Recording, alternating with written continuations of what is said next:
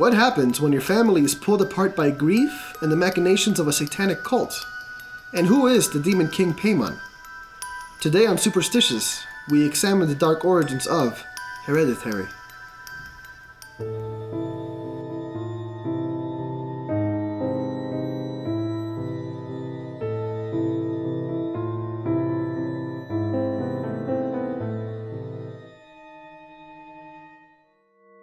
Welcome to Superstitious.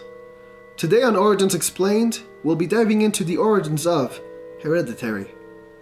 Keep in mind that there are spoilers ahead, and some of the content might be disturbing for some people. You've been warned.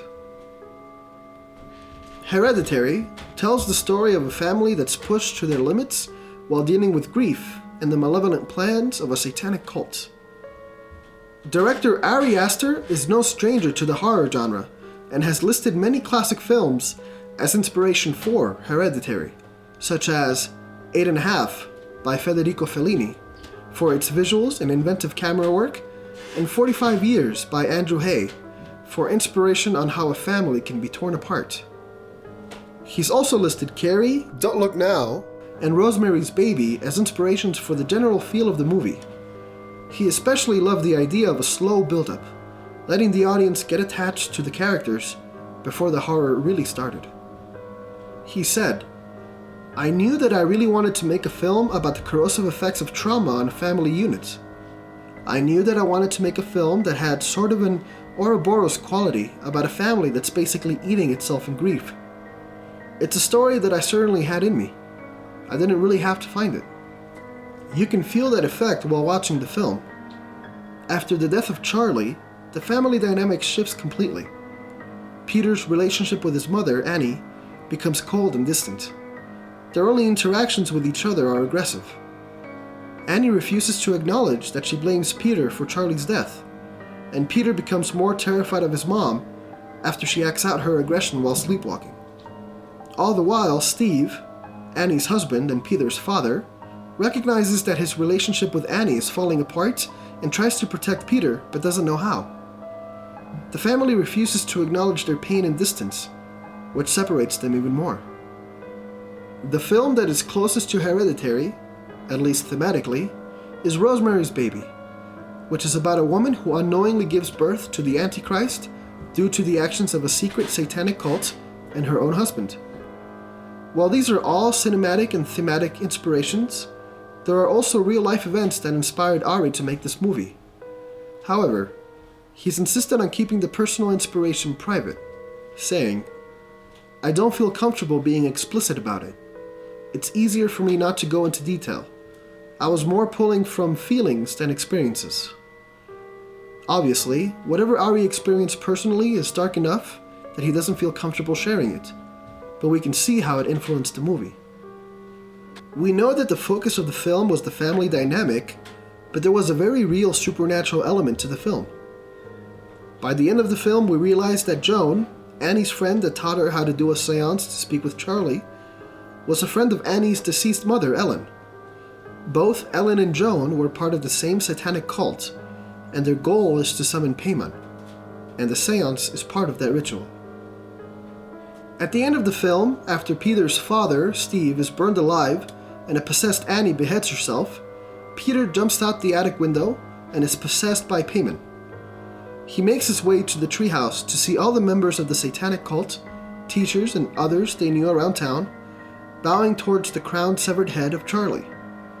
Joan removes the crown and places it on Peter's head, explaining that Charlie was possessed by Paimon, but they have now corrected their mistake and given Paimon a male body.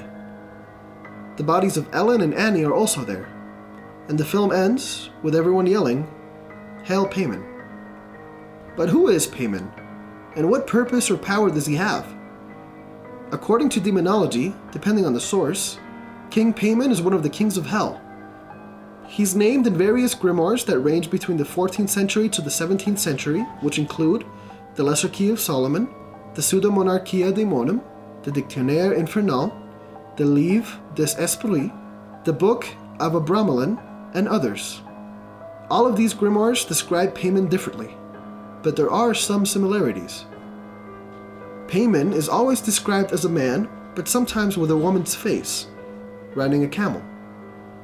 A host of men follow him while playing loudly on trumpets and cymbals, which could range anywhere between 25 to 200 legions. He is said to have knowledge of the arts and secret things, which at the time included knowledge of science. If you try to speak with him, he will speak hoarsely and in his native tongue, unless commanded to speak plainly and in your native language. The Livre des Esprits and the Liber Officiorum Spiritum say that Paimon will answer any question you ask truthfully. Various grimoires say he has the ability to bestow dignities and lordships, can grant familiars who share his knowledge to those who summon him, and the Liber Officiorum Spiritum says he has command over fish. In the movie, there were 3 different words scattered throughout the film on the walls of the house: Satoni, Sasas, and Liftoch Pandemonium. Satoni is part of a phrase of words that are used to send a spirit back to the land of the dead. Satoni, Dagoni, Eparagon. The meaning of this phrase is mentioned in A Deed Without a Name, Unearthing the Legacy of Traditional Witchcraft, published in 2013 by Lee Morgan, an independent scholar and occultist. It's a phrase used at the end of a summoning ritual to send the spirit back and finish the ritual. Sazas is generally used in the phrase Zazas, Zazas, Nasatanada, Sazas. No one is really sure what this phrase means, but occultists suggest that it's in a demonic language, which Dave described as Enochian for demons. They suggest it's a precursor to a summoning ritual, words of power that can be used to begin a ritual. And finally, Liftoch Pandemonium.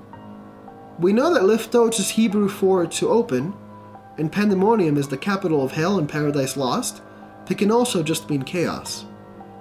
It can be found in a number of incantations, including in the modern grimoire Liber Aserate. With all of the occult references, Ari states that he did some research, but also took some liberties in the film, so every occult reference in the film might not be 100% accurate. Ari said, "I did do a lot of research, especially into witchcraft and how one might cast a spell and how to conduct one of these rituals. It was very disturbing for me, and I had to move away from it once I'd gotten what I needed. I'm sure that I'm going to be called out by occultists for taking liberty where I might have, but ultimately I have no ties to the occult." Hereditary is arguably one of the best modern horror films out there. It takes us into the heartbreaking lives of a family that seems to have no control over their fate.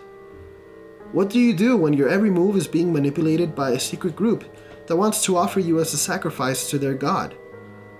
How can you escape a terrible fate when you don't even know someone else is pulling the strings? And what do you do when the one who's pulling the strings is a demon king that exists in a reality beyond your comprehension? This concludes this episode of Origins Explained. If you like this video, hit the like and subscribe button, and let us know in the comments what movie we should look into next time.